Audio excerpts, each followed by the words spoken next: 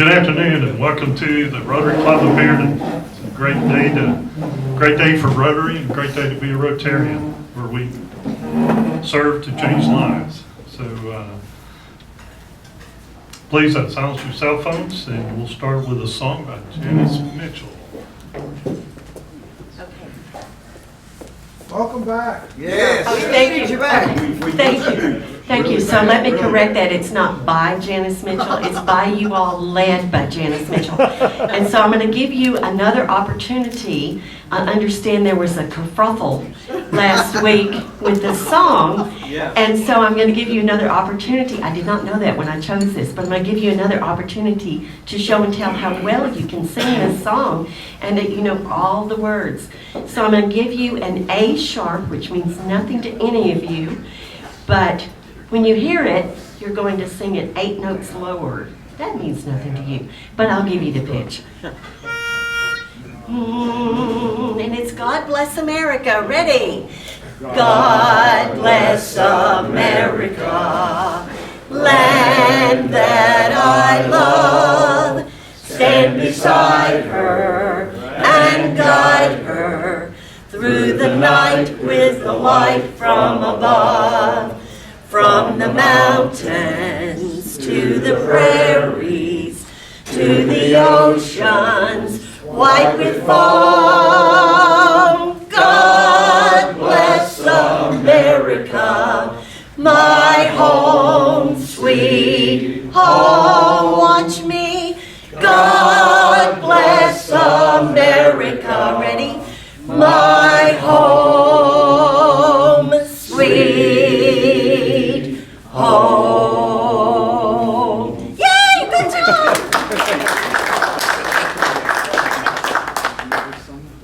Thanks so much, Janice.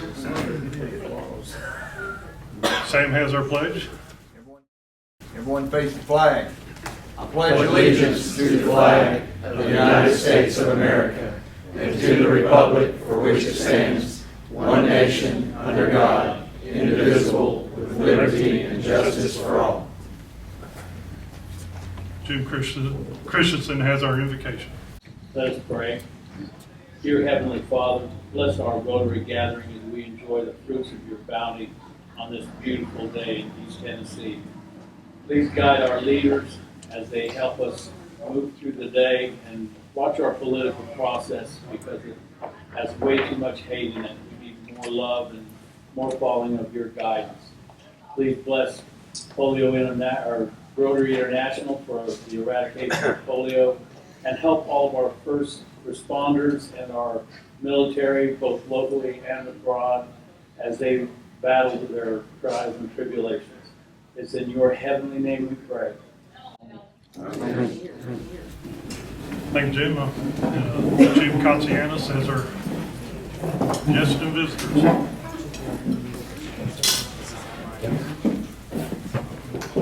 Okay, good afternoon, everyone. Patty Daughtry's got a guest with her.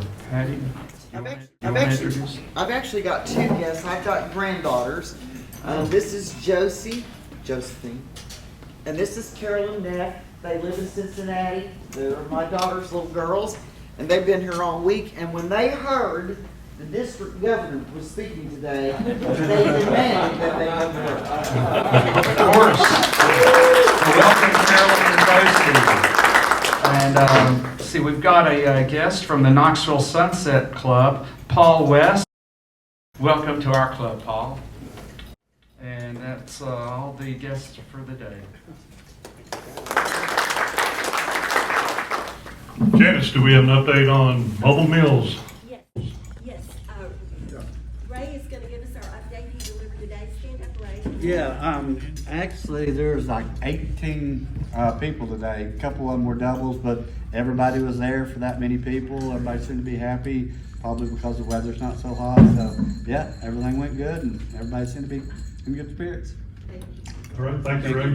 And if anyone's interested in deliver mobile meals, see Janice, he'll get you on the schedule. So we deliver every Friday morning.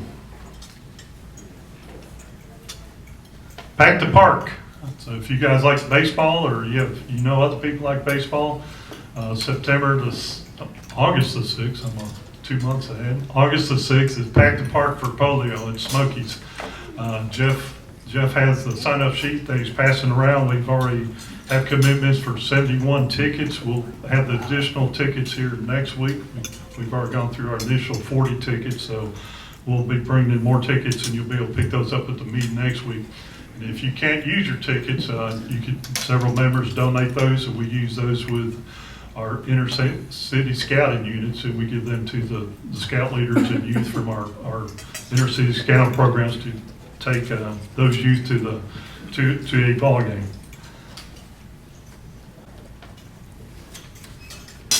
Janice, we have a birthday today. Are you still This is doing actually birthdays? Doug Cose's birthday today. So. I didn't know you were still doing birthdays. Yeah, we're not doing birthdays. Everybody has a birthday. I didn't know we were doing Janice, that. you should have seen us last week trying to sing to Keeley. So. Keely's birthday was last No, fall. it's in Franklin Dugby. Oh, okay. I can't believe this. We're gonna sing happy birthday to Doug. Here we go. Happy birthday to you. Happy birthday to you. Happy birthday, dear Doug. Happy birthday to you.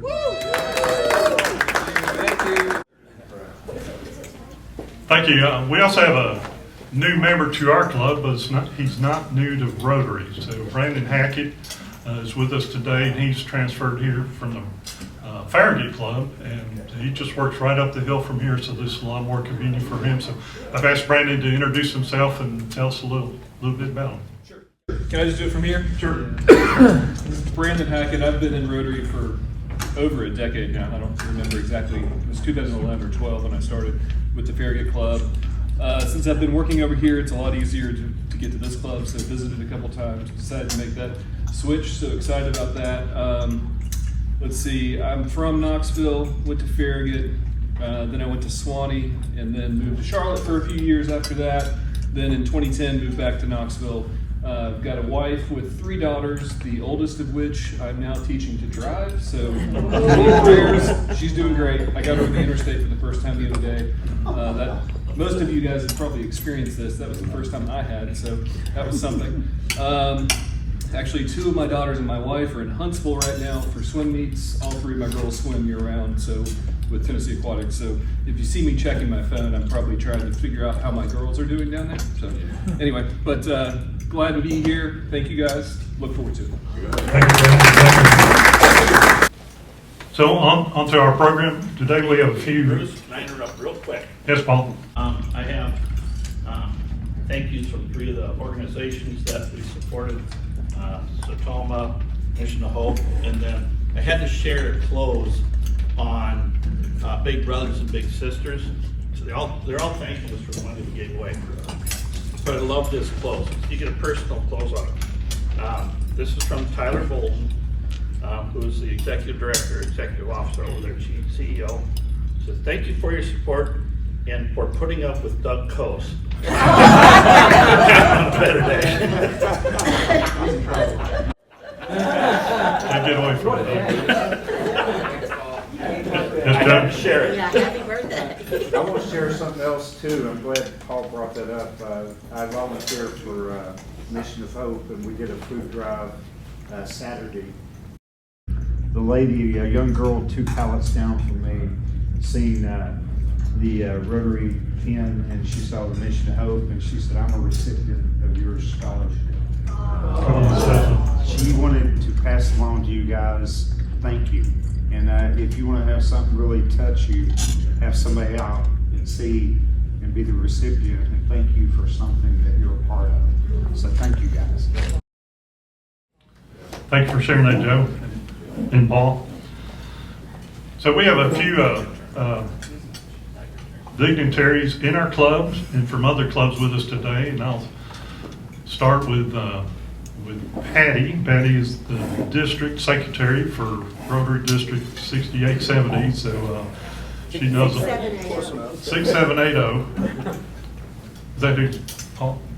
Is that who Rob's with? 6780? That's who you are.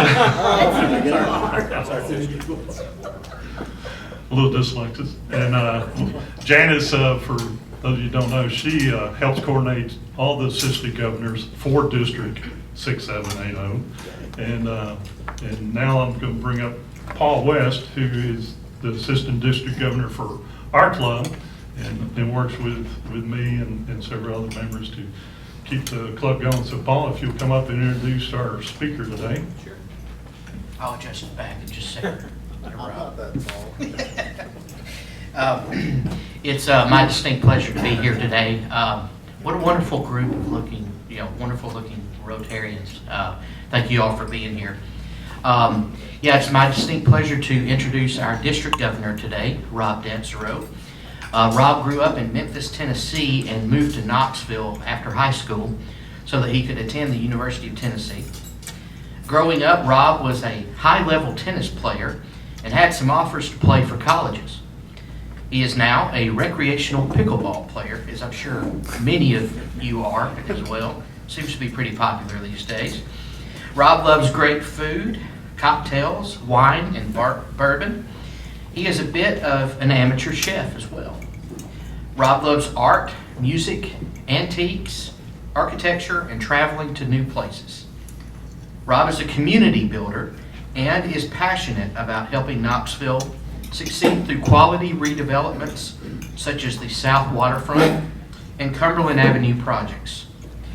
Through his residential real estate business at Alliance Sotheby's, Rob fulfills his desire to help families live their best life on the perfect property. Rob has been married to Krista Dansereau for 24 years now. Krista is an early childhood educator and is working with autistic children to help create better outcomes. Krista and Rob have 3 amazing children that are going to change the world for the better. Kate is a Fulbright scholar teaching at the University of Southeast Asia in Cambodia, where she is empowering college students to better participate in the global economy.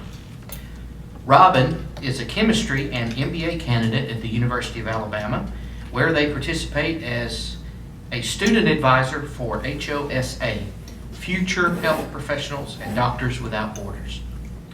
Lily is a pre-law student at the University of Tennessee, Knoxville, where she also volunteers and raises money for local and global projects. Rob loves East Tennessee because of the people. Rob believes that people make the place, and Rotary exemplifies this idea every day. Rotarians, please give a warm welcome to your district governor, Rob Dansereau. But glad to be at the Rotary Club of Bearden. If you don't know me, I live in West Hills. I used to live in Sequoia Hills. I'm a member of the Rotary Club of Knoxville Volunteer. We meet at the same time as you on Friday in downtown. And so we're complementary clubs. You all are taking care of the people in our community that are in the Bearden area and west, and we take care of a lot of folks from here in, kind of is the way I would look at it. So one of the things that I want to say to you is I'm super excited to be your district governor. We're going to talk a little bit about where we've come from as an organization, where we are now, and where we're going. We're going to talk about your club, because this is really about your club. So one of the things I do before I come into clubs is I'm going to walk around because it works better that way. One of the things that we're going to do is we're going to take a look at who you are. I know you lost your Facebook page earlier this year, but your public image is generally one of the best in the district when I look back at it. So what do I do in order to better understand the club? I've been here before. I've spoken to this club years ago.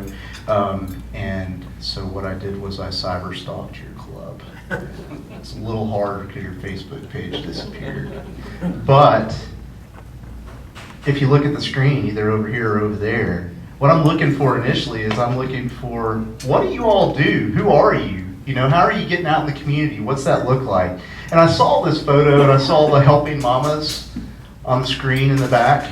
And I know that's a passion, and we were talking about that in your board meeting a little bit earlier. But what I love about it is this is a good cross-section of your club that's there. A lot of people. So I used that photo initially. But you all are passionate about youth. That's clear. My daughter was the president of the Interact Club at West and helped restart that club before, probably a couple years before COVID. Did you know that my daughter also went out on youth exchange?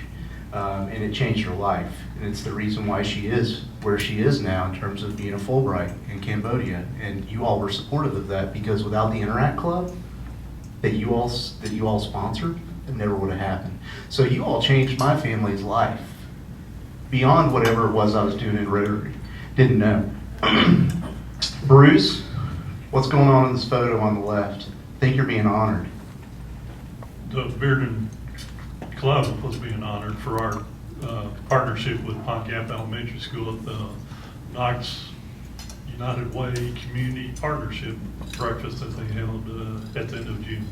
And so you have, you do a lot of things for Pond Gap. Reading program, clean up the grounds, take care of things. Did I hear somebody's going to be on their service board or something like that coming up from your club potentially? So youth is critical. It's one of the things we do in Rotary, and we do it really well.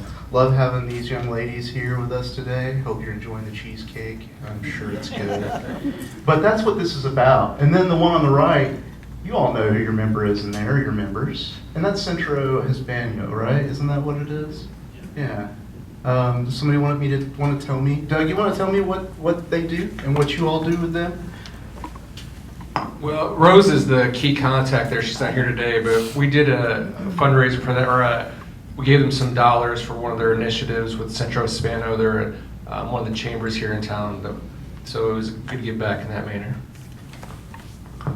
So thank you for that. That does make it worth it, right? So I want you to think about a couple more things. You started another Interact Club at Bearden High this last year. I heard you have 8 members in there. You have 33 in your West High. Wow, right? Think about those kids. Think about the difference that you're making in their lives and what this is really about. And we'll talk about that a little more in a second. And then on the left, I know that girl. I know her dad. And y'all gave her a scholarship. Is that right? College scholarship? Paul, tell me. So we have the Ely Pickle Scholarship each year, and she was the award winner for the upcoming year. And what does that do for the individual? What's the scholarship? Well, it's a scholarship that can help them in any of their endeavors at college. We don't give it to the student. We actually pay it to whether they're going to university, college, whatever it is, and they can apply it to their, any of their books, their courses, any of that kind of stuff. So we've heard them talk about what a difference it makes on just that little extra money that they don't have to worry about, some lab fees or something like that. So it changed their life a lot of times. How do you pick that person? We have a couple of people that actually they apply for it, and we have a couple of people they present to. We had who was on the committee this year. You guys, how many students did you have this year? Narrowing it down to, I think, the top 5. Okay. And Jim and I interviewed and selected. Yeah, so there's a process it goes through. It's got to be, a student of good academic standing, some financial needs, so that can change. There's a little bit of money that we give. It's $2,500, but that can change the role for them. Oh, I had 3 in college at one time. $2,500 goes a long way to helping out. I can tell you that. So you are making that difference. I like this one. Okay, because the one on the left, that was your fundraiser, right, at Ancient Moore Village? Is that right? On the left? I'm sorry I didn't get to come to that. I was otherwise obligated. But I love your socials. I love the good times that you all have. And please invite me to those. And then there's another photo there showing Bruce. Bruce, who are you with in that photo?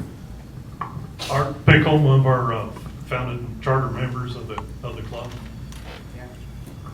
Who the scholarship is named after, right? But see the care and concern? See how you all are staying in contact with your members and you care way beyond the room on Friday, at lunch. It's so much more than that. And then on the left, that wasn't this year. I'm sorry. We need to talk about that. Y'all lost the cup at the end in the district golf tournament. And the district golf tournament's already planned for Chattanooga for you next year on May the 1st. And the Rotary Club of Chattanooga says you're not getting the cup back. That's what they told me. I think that John probably has something to say about that, but we shall see about that. But I think that it also shows that you're having a good time and you're being supportive. I just love looking at this. And you realize that these photos came off of about 4 months because your Facebook page had been gone. So thinking about your public image, y'all are doing a really good job. Get it out there. Action shots, those are the ones I'm looking for. So the more shots that show you doing things in the community, the better. So if you're cleaning up trash in Third Creek, or is this Fourth Creek? I don't know, Fourth Creek. This is Third or Fourth? Can't keep it straight, y'all. All right. If you're cleaning up trash, show yourselves cleaning up trash. I hate to be that way, but that's not all we're about. Purple Pinky. Purple Pinky is important. You all understand what it's about and why you should raise money for polio. I was talking to your board earlier, and we were talking about the donut campaign and how that's really a potential opportunity for your Interact clubs to raise money. Two, people you're working with, pay it forward, move it on down the road. You know, you buy a $25 box of donuts and it's $187.50. Don't you love the multiplier? I do. I think that's great. That's how you make an impact, and that's what we're going to talk about. And I think that the photo on the right is important. Older photo, but it's one of those that shows what you're keeping from happening. All these paralyzed children. And I think that you all make a big difference with that. I think this is something you probably haven't seen very often. This is the Rotary Vision Statement.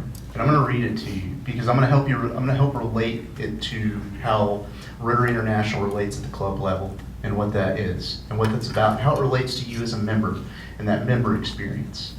Because it says, together we see a world where people unite and take action to create lasting change across the globe, in our communities, and in ourselves. And the part that I want you to focus on is that change that happens within ourselves. Because we do all those things out there in the community. Think about it. Why do you do what you do? Why is it worth it to you to give up being somewhere else on this Friday and be here with fellowship with your friends in Rotary? What makes it worth it for you to show up on Saturday at 8 a.m. and pick up trash for 4 hours when you could be at your child or your grandchild's soccer or baseball game? You're making that choice. And we get to see the difference that makes in the community and in the lives of others. But I think what we forget a lot of times is how that actually changes our heart and what makes it worthwhile for us. And that's what I really want to focus on. So when I move to the next slide, we have Wi-Fi. No, it's okay. We're going to skip it. This is the Rotary Action Plan. This is a really cute infographic. You can get this on YouTube. You should look at it. It's 2 minutes long. Just look up Rotary Action Plan on YouTube. There'll be a lot of videos. Take a look at it because it's talking about where we've come from as an organization, where we are as an organization, where we're going. So you're going to have to give me the high sign for 5 minutes more. Somebody's got to. I will talk all day. How much time do I have left? I got 20 minutes. I don't know if I can fill 20 minutes. But we're going to have a conversation here. And I think we can together. Y'all are like, go home, Rob. We're done. I get it. What's that? Oh, it's okay. It's okay. We won't play the video. We'll just move on. So I want to talk about increasing our impact. And I want you can read the slide, all of that. But if I just said to you simply, what does increasing our impact mean? What would that mean to you, Joe? Be more impactful. He used the word using. But I guess get our name out there, be more recognizable, have people see what we're doing, and make a difference, more of a difference in the things that we are doing. Okay, so I think that's spot on. So when I think of increasing our impact, it's how do we do more? How are the things that we're actually doing as a club already, how do they have a greater effect on both the local and global communities that we're working with and for? Because that's what we're doing. So, there's some really important things about this. And how does that relate to the club? I look at your service projects. Believe me, I look at your giving. I look at all those different things. And those are all important. But, some data-driven understanding of what you've been doing sometimes helps. So if you've been doing the same fundraiser forever and you don't like it, which you all have done a good job over the last few years of really kind of changing it up, and it sounds like you're changing it up again. Maybe I'm giving away information I'm not supposed to. But anyway, the point is that how do you better understand how to be more effective? The way you do that is through collaboration, right? So let me tell you what the job of district governor is, and it'll help you understand the resources that I can bring to the table for you. So I'm basically the executive director of probably the largest nonprofit, but definitely one of them in East Tennessee. is what I am this year. I've been training for 3 years to be district governor. I have me, I'm the governor.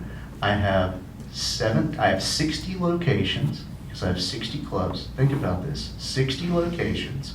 I have 17 area managers, which are my assistant governors. And then I have 60 general managers or club presidents, whatever you want to call them. And we either serve or help to guide 3,000 community volunteer employees. That's what our organization is in East Tennessee. And a lot of you don't ever hear about that. And that's what I do. That's my job. But wait, I have another job. You heard that. So does this one pay? Yes, it does, because I am fulfilled as an individual because of what I can do to help coordinate the organization and help you all have a greater impact. So when I think about increasing our impact, I'm thinking about who the leaders are, who the future leaders are, where we've come from, what we used to be. This club is about to celebrate its 65th anniversary as a club coming up in either December or February, depending on how you want to look at it, because I heard you have 2 charters, which is really interesting. But that's great. I am the 111th district governor, 111, okay? That means there were 64 people that came before Bruce as president of your club, and there were 110 people that came before me, who I'm standing on their shoulders as the leaders of our district, Rotary 6780. And it's funny because when you look at the history of our district and how we used, so the way that it looks is that we used to be part of a much bigger district, much bigger, with multiple states when we first got going. It gradually got shrunk down to now we are basically east of Nashville. We run from Chattanooga to Rogersville and basically everything in between. That's what we do now. That's our organization. That's 60 clubs. And they're all different. Every single club is very different. And the district is not here to tell you how to do business. We're not here to tell you how to run your club. We're not here to tell you who your club needs to be. There's a very slim amount of rules and regulations about how things are done. So you all have the ability to do it your way. And I think that's nice because that allows you to be responsive and impactful in both your local and global communities and do the things that inspire your membership to do more and make it worthwhile to be there on Saturday, cleaning up trash, building beds, working on whatever the project might be at that time. What's your district grant this year coming up, Bruce? Do you know? We do not have a district grant this Oh year. my goodness, no district grant? Oh, that's okay. We had 40 district grants we gave out this year. You all are major donors to the Rotary Foundation. This club gives a lot of money to the Rotary Foundation. I think that you all were over $300 to $350 per capita in just annual fund giving this year. And that says a lot because it gives you the opportunity to think bigger when you think about district grants and be more impactful. And it allows you to get some of your money back to do more good in your local or global community, because that's what we do with our district grants. So you just have to think about how you want to do that. What is it that's your passion? Think about your passion. Expanding our reach. How do we create an environment that's open, inclusive, one that people want to be a part of? And that means a whole lot to everybody out there. It's a little different for every individual what that is, and that's fine. But what I'm saying to you is, how do we become that club? And you all are doing it because your membership went from 55 last year to 57. And I heard you're going to be at basically 60, I think, in the next couple of weeks. So that's a lot of membership growth in a very short period of time. But I know the Rotary Club of Bearden. There have been 100 members in this club before. This club, and it's not about getting back to where we were, it's about appreciating where we came from and what we can do. And so how do we expand our reach? So what I like to talk about is how we make Rotary magnetic. Or any doctors in the room? Yes. Who's a doctor? MD? Jim, you're not going to like this. Or how do you make Rotary contagious or infectious? Those are the other 2 words I like. Those are not good words when I'm talking to my doctor. They're not. But what I want to say to you is, that's the goal. Because if you're having an amazing experience as a member of this club, Well, that is magnetic, right? And it's actually infectious and contagious, because when we think about the good that we feel and we're gushing with that and how that makes us feel as a person, other people are going to want some of that. That's how you really expand your reach, is by doing it that way, by doing those things that are impactful, that feel good. And then it's also about, who are we talking to about Rotary? Your club does a really good job with public image, really, really good job with public image. But are we inviting people? Are we asking? And so I'm going to ask some people in the room some questions, and we're going to see what they have to say. Oh, Gordon, you're right there. Hey, Gordon, why don't you join Rotary? Well, I'd love to, and I'll join, and I'll get wait. a new member. Why did you join Rotary, Gordon? I joined many years ago, and I'll call it BS, which is before soccer. So I became a soccer coach and had to travel so many years. So I came from club soccer to coaching high school and found time that John Hines is my second cousin. Okay, he's my neighbor. Okay, well, John says, Gord, it's time to rejoin. I said, yes, sir. So I joined. And then I brought along one Max. of my Max. Excellent. And Max is a former player and an example of what I would want a Rotarian to be. Okay. Well, I'm going to ask Max, because Max, you were invited by Gordon, but why did you join Rotary? I mean, Gordon made the ask, but there's another reason for why you joined Rotary. What was that? Yeah. So I was born and raised here in Knoxville, and I was able to take part in a lot of activities around the community. I went and joined the Navy for 12 years, and I just moved back a couple years ago and wanted to just continue to grow Knoxville. I have 2 young kids, and so having some kind of impact in our community is kind of where I wanted to be. I heard Max say service. That's what I heard him say. It sounds like you wanted to be impactful in your community, right? Mm-hmm. And you could do that by giving back. That's what I heard. All right, I'm coming around. You're hiding in the back, guys. It's okay. It's okay. All right. You, Jim, you're looking at me funny. But I'm going to ask you. Tell me why you joined Rotary. Friendship, fellowship, service, just to give back to the community. So I heard him say fellowship first, and that's the one we're going to come away with. All right, Gene, I'm coming over here. You've been giving me that look from across the room. So tell me why you joined Rotary. I joined just to make them legal. They didn't want women in here. Change maker. Yes, that's the best answer I've heard. You are club visit number 13 since last Tuesday. Isn't that crazy, first of all? But I haven't gotten that one before, Gene. That's perfect. It's the Sylvia Whitlock's in our club, right? Who's going to bring Rotary into the modern times. And I like that. So let's talk about why people join. And when we talk about expanding our reach, I think it's important to understand why people join Rotary. About 35% of people join Rotary because of service. Okay? About 35% of people join Rotary for fellowship, my friend. So service and fellowship. There are also some change makers like Gene coming in that are going to make that difference. I love it. To me, that's a great answer. But the other 15% join for one other reason primarily, and that's networking, right? So it's a balance of those 3 items. But I think when you take a look at why people stay in Rotary and why it's worth it, when they look at why they stay in Rotary for more than 2 years, networking goes from 15% down to almost 0. And you know where service goes? It goes from 35% to about 50%. And the reason why it does is because it's validating. It's filling up their heart. It's making it worth it. It's creating that magnet. It's making it infectious or contagious, Dr. Jim. That's what it's doing. So how do you share that with people?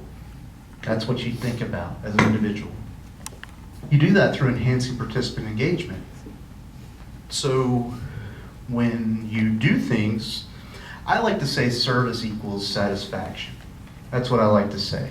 So if you're serving and you're giving back, it's generally pretty satisfying to us. It's actually more satisfying than to give than to receive, right? But we always underestimate what the value is of what we're receiving. I was talking about how we're changed as individuals. And keep that in mind. So when we think about who's showing up to the service projects, are we doing the same service projects we've already done? Do our people like doing them? Are there other opportunities? What are those? Are we going to engage in them? And that way we can create a better situation where our members show up and it makes it worth it for them to give up the soccer game on Saturday or on a Tuesday night or whatever it might be. Are we having good socials? Do y'all come together outside of the meeting beyond service projects? And what does that look like? Are you people having fun? I was at Bradley Sunrise last week. Bradley Sunrise is a club about this size, almost exactly the same size in Bradley County, Cleveland area. It's the smaller of the three, it's the middle-sized club of the three clubs that are there. I went out with them last Wednesday night. They invited me to a social, and I'll come to your socials. I live down the street. If I'm in town, I'll come. And we went to a wine bar. They've got about 55 members, like you all, 30 plus members over the course of the evening. Rolled through that social. Informal, just a few snacks here and there, good wine. There's a brewery next door if you wanted beer. And we just sat out on the patio and had a good time and had fellowship, and it made all that difference. And it was that other thing that made it worthwhile. So it's not just that. You know, it's, are we inviting families to come to our service projects where we do them? I'll tell you, I've been looking at all the clubs in the district and what they do. And the ones I'm most impressed with are the ones where when they're cleaning up trash, there are all these children out there cleaning up trash with them because we're teaching the next generation what's important and what we can do. But that also is another place where it makes us feel good as individuals. 7 minutes, thank you. I will be done on time today. Let's talk about our ability to adapt. Who we are, what we are. So I'm going to go back to where we came from, 65 years. West Knoxville Rotary Club of Bearden, whatever you want to call yourselves. We need to get that sign outside changed, by the way. I passed by it when I stopped at that bridge on Kingston Pike. It says, sponsored by the West Knoxville Rotary Club. Yes. I want that to say the Rotary Club of Bearden, right? And that one just gets me every single time. But anyway, that's personal. Adapting. Easier said than done, right, Jim? No, I get it. Adapting. So, not doing the same thing all the time unless you're successful and your people love it. What's bringing in your membership? What motivates you as a Rotarian? Are you sharing that with the leadership in your club? How are you learning more about Rotary beyond the Rotary Meeting? That's also important. And so one of the things we're going to do this year, and I talked to your board about it, is that we're rolling out some educational programs at the club level to come to the club. Because it's hard to come to Rotary Leadership Institute sometimes on Saturday and spend 4 hours. Again, picking up trash is more validating than sitting in the classroom learning about Rotary for a lot of people. I get that, and that's fine. But how do we make it easier for you? We have a lot of information that we share with your leadership in your club level, and they do their best to get that to you. But our ability to come into your club and talk to you all as members and let you participate at just a normal club meeting about what membership growth looks like and how to have those relationships and how to build it. Because we talk about doing these things, but we don't give you the tools to know how to do it. And we think that's the gap. And that's with things like membership, public image. Let's talk about service projects. I was talking to your board about, do you have any new ideas about what you want to do in terms of service projects? You probably do, but you're also probably like, they wouldn't want to do that, or you don't know where to start. So I've got 60 locations, y'all, 60 clubs. They're already doing whatever it is. Somebody is already doing whatever it is you're thinking about that you might want to do as a club. What is that going to do? Well, you're going to enhance participant engagement because now we know how to do it better or be more effective. Let's talk about fundraising. Same thing. We've got clubs that do the same fundraiser, right? One club raises $10,000, another club raises $40,000. Wouldn't you like to know how to bridge that gap? Because if you're the one making 10, what does 40 do for your community? Huge, huge difference. So when we talk about fundraising, that's important. Youth services. Listen, y'all just kill it on youth services. It's really amazing. But wouldn't you know what it's like to actually host a youth exchanger? What that's like? Because we say, hey, we need people to host a youth exchanger. People in the club are like, don't talk to me about that. I don't know what that is, right? And they don't want to do it. But wouldn't you like to know what youth services opportunities are?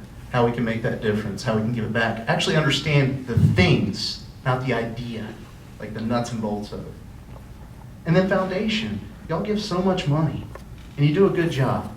But understanding what happens to the money that you give, will have an impact on your giving in the future. Because when you think about the idea that part of that money comes back to your club, I don't know of a lot of organizations out there where you have some control over the funds that you're donating to a nonprofit or to a foundation. But your club does, and you run the money back and you have an impact here. But wouldn't you like to know what the way that works and the way the cycle works? Because we don't talk about that in the club. So those are the things we're really looking at. But it really comes down to one thing. I got 2 minutes and I'm done. Here we go. Member experience. What is the experience you're having? What is the experience the other people in the club are having? How does that make Rotary magnetic? How do you share that with other people out there? Because it's got to be worthwhile for you to be willing to come here and do this as opposed to doing something else. There are a million different organizations you can be giving your time to, and you all already partner with 100,000 of them, tons. But what I want to say to you is think about your experience. So let me break it down to this and what the Rotary experience is. Janice is having one experience in Rotary, and Janice thinks that she's having the greatest experience in Rotary. And Kelly is having another experience in Rotary, and Kelly thinks that she's having the greatest experience in Rotary. But Janice's experience doesn't work for Kelly, and Kelly's experience doesn't work for Janice. They're each having their own member experience in Rotary, and it's validating and feels good to them, and that's why they're here. And Kelly's not going to tell Janice the experience that Janice should be having, and Janice isn't going to tell Kelly the experience she should be having. So how do we make Rotary magnetic and special to the individual and make it worthwhile for them? And know that every person in this room is having a completely different experience right now, and that's okay. And they're participating at the level that they want to. So when you open Rotary up in that way to people who want to come in and join your club, more people equals more impact. And that means that you all do so much more in your local and global communities. And that's really what I want to say to you today. So thank you for your time. I appreciate it. And I'm going to leave now.